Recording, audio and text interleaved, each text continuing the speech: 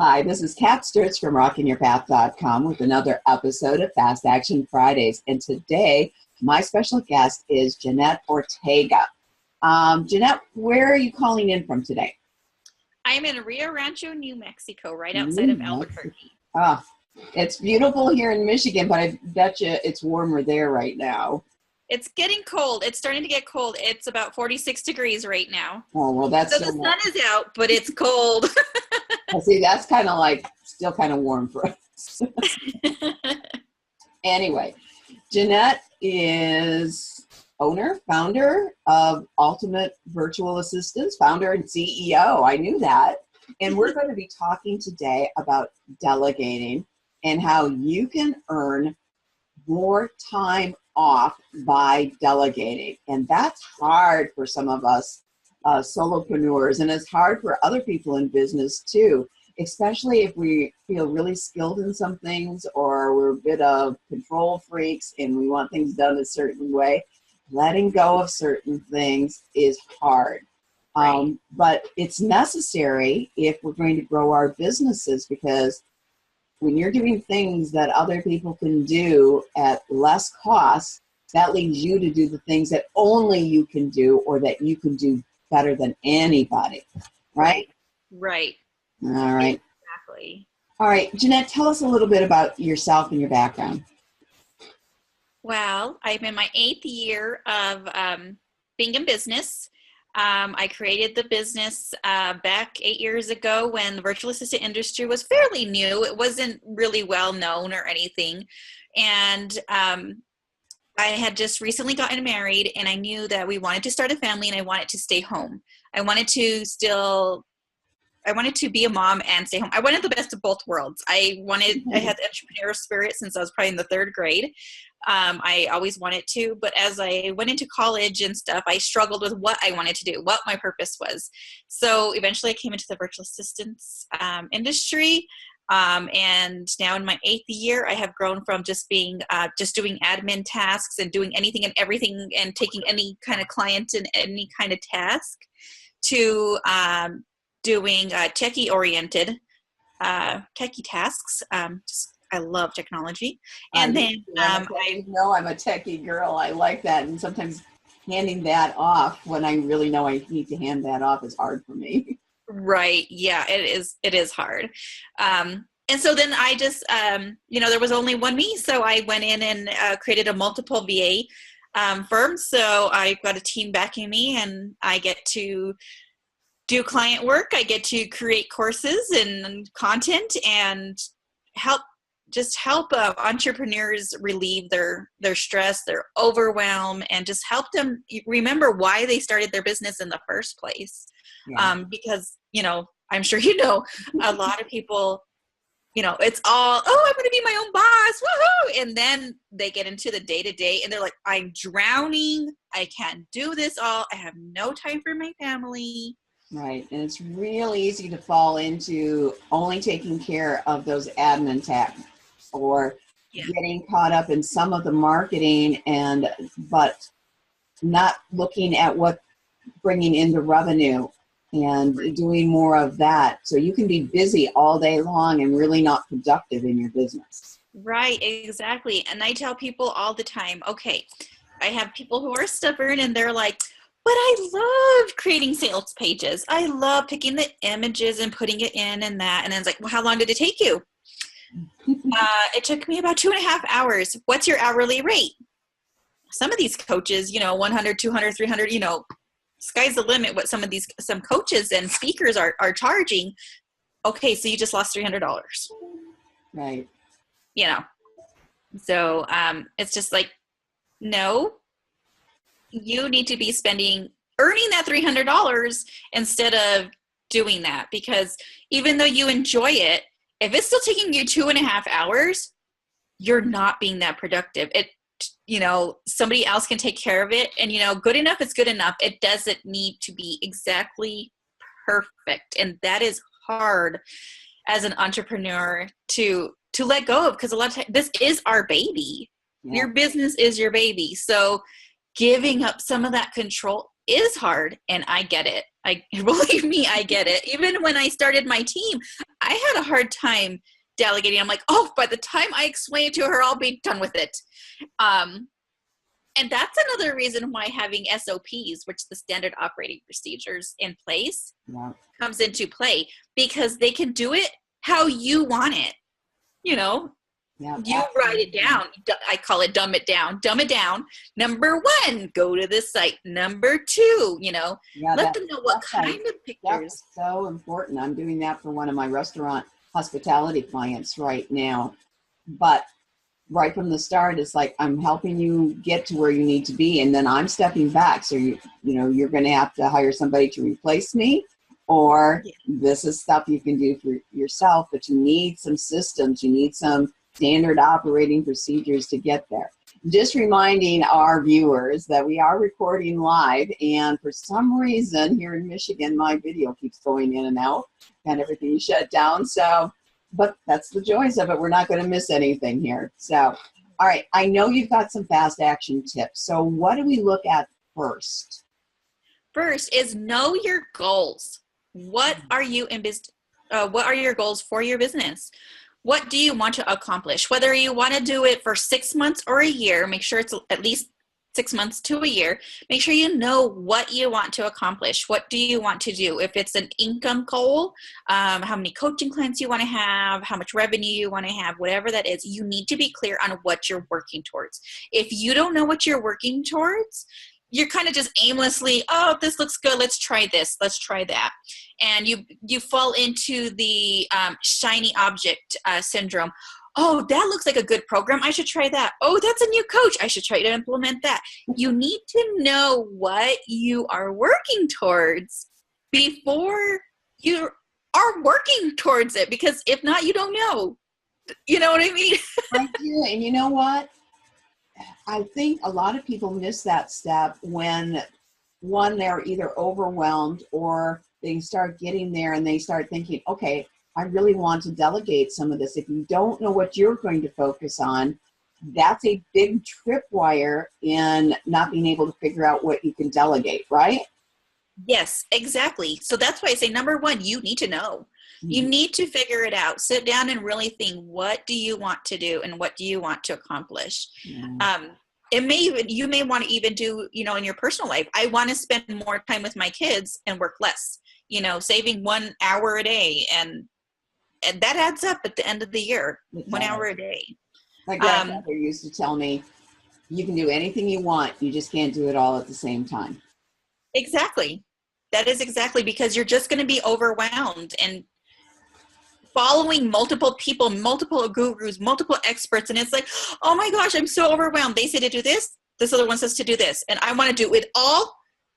But none of those have to do with your goal. How are you going to get there? Or maybe only one does. So shut the other ones out. And so becoming clear is number 1 you have to do. And number one priority. All right. What about number 2? Okay. So number 2, I would say to go through a whole week and write down every task that you're doing. Make sure you write everything, whether it be researching blog post topics, whether you are networking, or are you spending time in Facebook groups? Are you spending time writing content for a course? Are you coaching, for example? I keep using coaches as an example because that's primarily my... and that's a lot of my clientele too. So we understand. And this is true no matter what industry you're in. If you're Exactly. So, so just write down exactly what you're doing, how much, and kind of log how much time it took you. Okay, you're doing your newsletter, kind of be mindful of how long it's taking you to do it, and write everything for a whole week. And then go through and see what are your biggest time suckers and what really is directly income generating for you.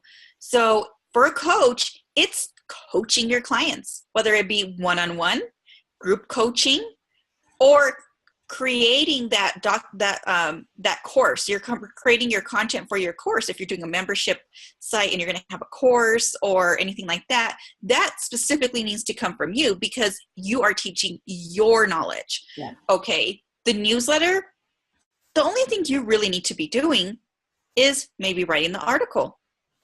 Everything else can be done. You don't need to be picking the picture. You don't need to be formatting it. You don't need to be scheduling it. You don't need to be proofreading it. You know, a lot of times you don't even have to write that article. There's PLR out there. There are content writers out there where you can just get articles, tweak it to make it yours, and make sure, and then you send it out, scheduling it on your blog and everything. Write all that stuff out. And if it is not directly income producing, you don't need to be doing it. So once you got that list for a whole week, number 3 is to go through that list, highlight what you need to be doing. Oh, that's great. Highlight it. Highlight it. That really only you can do. Yes, only you can do. Now, how do we identify that? Somebody's going to say, but really, I'm the best one to do that. How do we get in our minds and understand those things that only we can do and those things that really could be delegated? Just kind of thinking, does this directly bring me money? Does this directly bring me money? If you do a good job coaching somebody, they're going to keep coming back to you. So you're going to bring that money, right? You are going to bring that income, or they're going to refer you to somebody. And when you're talking in a consultation or a discovery call, a strategic planning call, whatever you want to call it, they're buying you. They're buying your knowledge. You are the one who has to do it.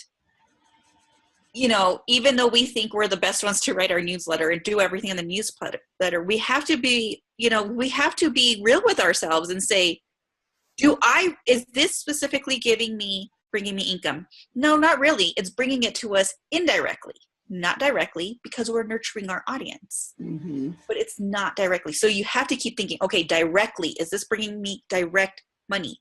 Talking to clients, yes, that's bringing me direct money. Talking consultations, yes, that's bringing me direct money. Creating that membership program or course, yes, that's bringing me direct money. Is writing that blog post? No. Networking, yes, but you can get sucked in. So make sure you are timing it. Yeah. And so it's great advice. I know when I've used VAs and I've used them on and off, have had some I loved, some we just didn't drive right. Not that they weren't really good at what they did, but it just, either I wasn't explaining things well, especially early on when I was first doing it and a little hesitant to hand things off, or there's a bit of ghostwriting involved if you're writing for somebody else. And if they can't quite get my flavor, that tends to be an issue. So they're perfect for somebody else. Just like I can write my husband's articles, but he couldn't write mine. Right. Yeah. Yeah. And that's what's good about, having virtual assistants. They're all contractors. There's nobody set in stone. They're not your employee. So try multiple people out and see who meshes. And like I tell my clients all the time, it's not only about their work. Are they trainable? Are they worth what they're charging? Because you're not going to pay $45 an hour for somebody to do some research that can take $15, $20 an hour. So make sure you're best fit for the right, and also for the right assistant. And then also, I think it's a huge thing is personality wise, because if you're a jokester and you're trying to joke with your VA and they just don't get it, that's a turnoff, or you might have somebody who, like a VA who might say, like, I want you to acknowledge, or you may want to, either way, it could go either way. You might, the client have the VA or the VA have the client, acknowledge, okay, I received your email. I'm going to be working it on this day, and this day. And just let them know where everything is. Whereas you might have somebody else who's just like, just give me an updated last end of the week, whatever, we're good. Exactly. And so it just depends on your working styles. And nothing is set in stone. But Kat, what I do recommend is working with somebody for at least 90 days. And the reason why I say that is because it takes time to get to know each other's working styles. Because in the beginning, the VA may be really nervous because they got a new client. They don't want to mess up. But you know what happens? They mess up. They're nervous. Yeah. And we're not always as clear with somebody new either. Right. I know I paid top dollar for somebody who did an awesome job for me because I needed to know that they knew a program that I knew, and that I could hand off the project and say, this is what I need done, and I didn't have to babysit that person. Right. You know, I got it back for a quick read through and say, and all I had to do is, yep, good to go, or minor change here or there. Other people didn't cost as much, but there was more training involved. Exactly. Yeah. If you get a good virtual assistant who is seriously taking their business seriously, it's not just a hobby, or just doing it to do it, just to get money. They're going to charge more, and they're going to be more vested in your business. They're going to want to see you succeed. They're going to want to be your partner. They're going to want to offer you some constructive criticism, and they are going to welcome constructive criticism. Yeah. I look at them like you call them also. They're part of your team. They're not an employee, but you want them invested in your business. And you want to, as you grow, be able to either hand off more or raise the rate, you know, along with them. Yes. Do you advise, or do you see often that more than one VA is needed per solopreneur? Yes, definitely, because we're all human. Every VA cannot do every single thing. You may need an admin VA who will cost a little less and be able to take care of the research, the formatting, you know, basic things like that, editing and stuff like that. And then you may need your techie VA who's going to take care of all your landing pages, your shopping carts, your setting up your membership site, maintaining your website. And then you may have a VA who only does graphic design, or, you know, similar. So sometimes you may need more than one. And that is why number 3, when you go through and set what you're going to do or what has to be done by you and everything else could be delegated, then you're also going to want to figure out, okay, how many admin VAs am I going to need? You know, how many techie VAs am I going to need? You know, you can figure it out. It'll be more clear for you. So you definitely will need more than one, because somebody else's their genius may not be in techie stuff, or their genius may not be in the admin stuff. So yeah. Actually save money if you have somebody skilled at what they're providing, because they take less time to do it. It's up to them to set their prices based on their expertise and their delivery rates. So exactly. I've got people who are dead set against paying X amount for somebody, and it's just a mindset thing. And it's like, yes, but if they can do it in half the time or a third of the time that somebody that you're paying far less for, and you're getting exactly what you need, aren't you saving money in the end? But they're only looking at the dollar that's going out, not the value that's provided, and not the ROI, the return on investment, right? Right, exactly. Because you can have somebody doing something in Elance or any of those other ones where they're charging, you know, $8 an hour or whatever, but it took them 4 hours. Where this other, you know, you may pay $45 an hour and they've done it in an hour. Exactly. Or, you know, whatever it may be. And you just you got to do the math and see what it is. And then also, I mean, I'm not against working with VAs abroad or anything like that. Just make sure they're clear on English. Make sure they understand what you are asking for. Because you're going to spend more time explaining it if, you know, so you may as well, you're using up that time, they're charging you more when you could just pay the one price amount and then make sure they're fluent in English and they fluently understand what you're trying to say. Help the listeners understand the difference between a VA and an OBM, an online business manager. Okay, so the online business manager is going to be pretty much a manager, just like you have like in a retail store, for example. A retail store, you have somebody who's going to, you know, hire your team members. They're going to schedule your team members. They're going to make sure your team members are getting everything done in a timely manner, in the correct way. They are going to help you figure out, you know, what sold, like, so keeping track of your metrics. They're going to make sure what sold, what wasn't, what was popular, what wasn't. If there is a dissatisfied customer, you know, they make sure that's all handled. If there's refunds, if there's any issues like that. So you kind of want to think of it just like if you would like in a retail store or anything like that. They're going to oversee the all of the outside. They're going to overview everything. Huh. Did that sound? I'm like, how did they say that? Okay, they're going to overview everything.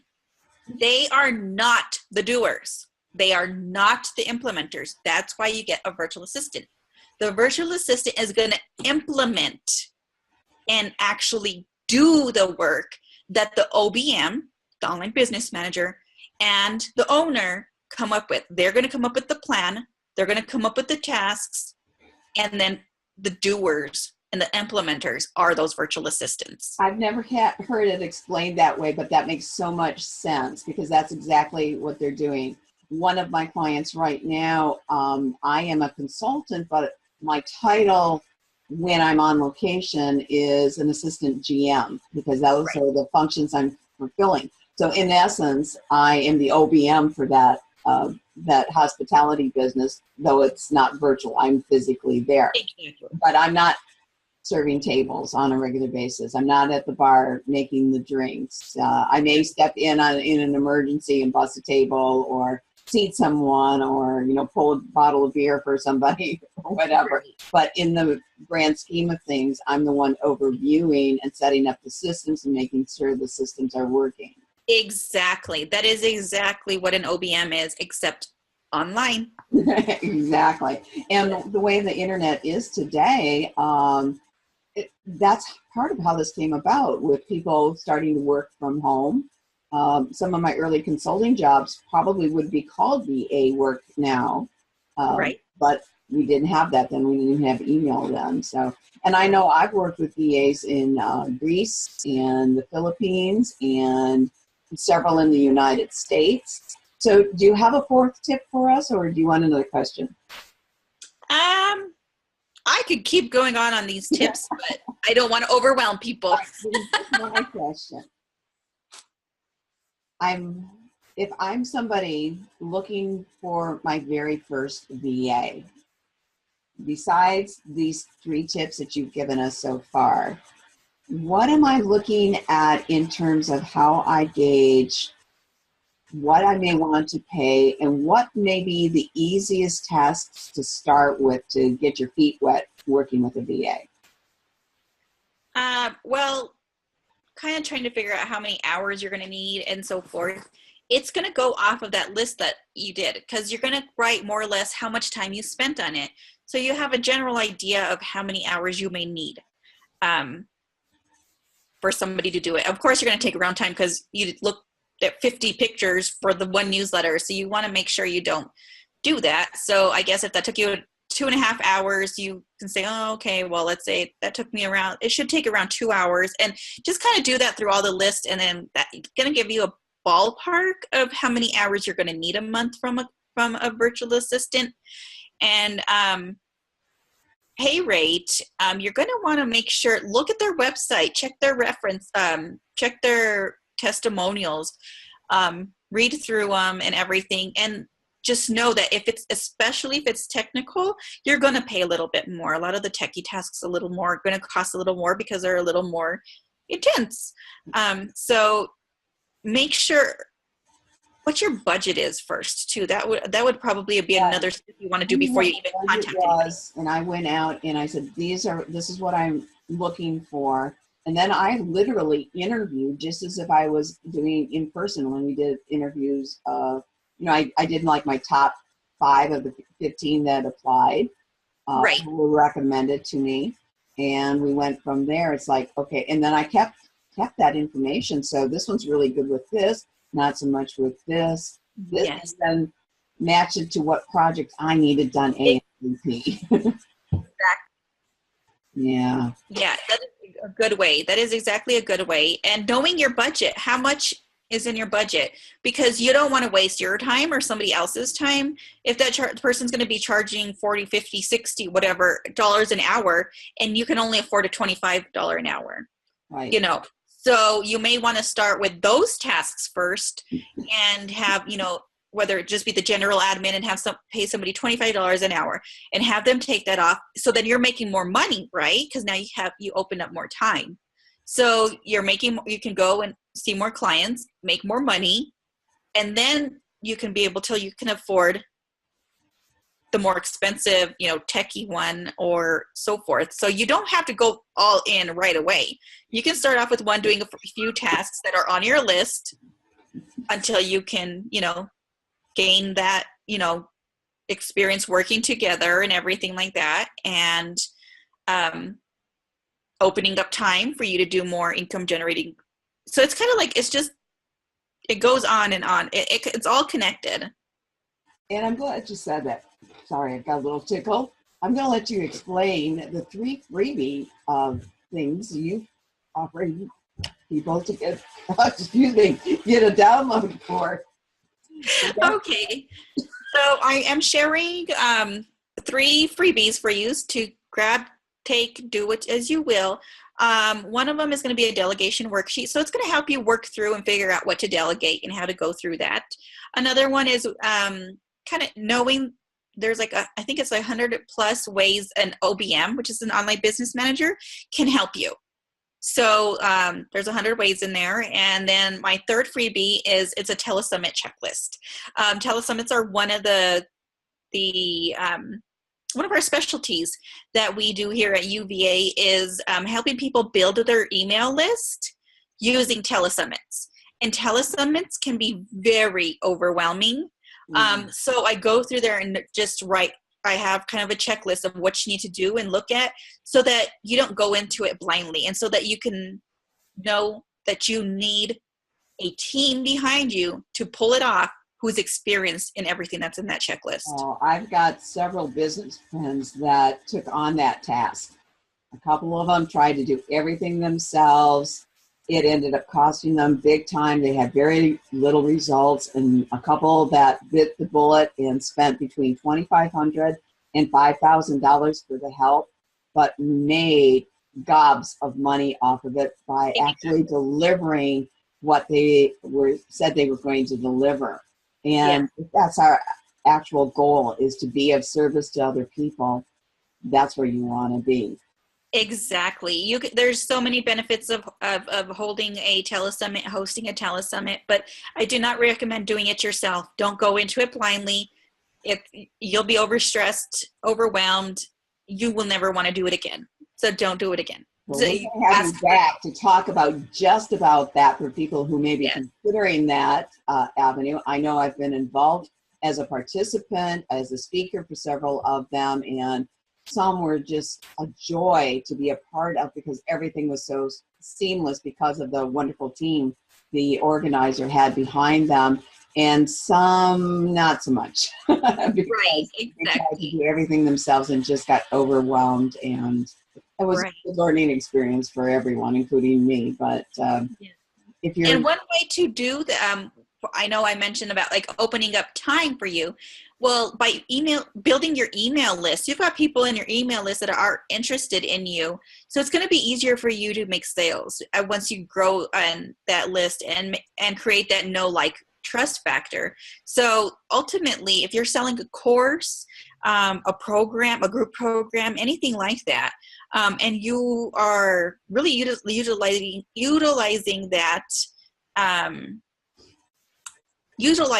email list, you're going to spend less time trying to find people to buy your programs and more time to go on a vacation, to spend time with your family, do that hobby, take up that new thing. Which brings us right back to your Fast Action Friday tip number 1 is know why you're doing it to begin with, right? Right. All right. Exactly. Well, thank you so much for being a wonderful Fast Action Friday guest today. I know having VAs is something I've struggled with in the past.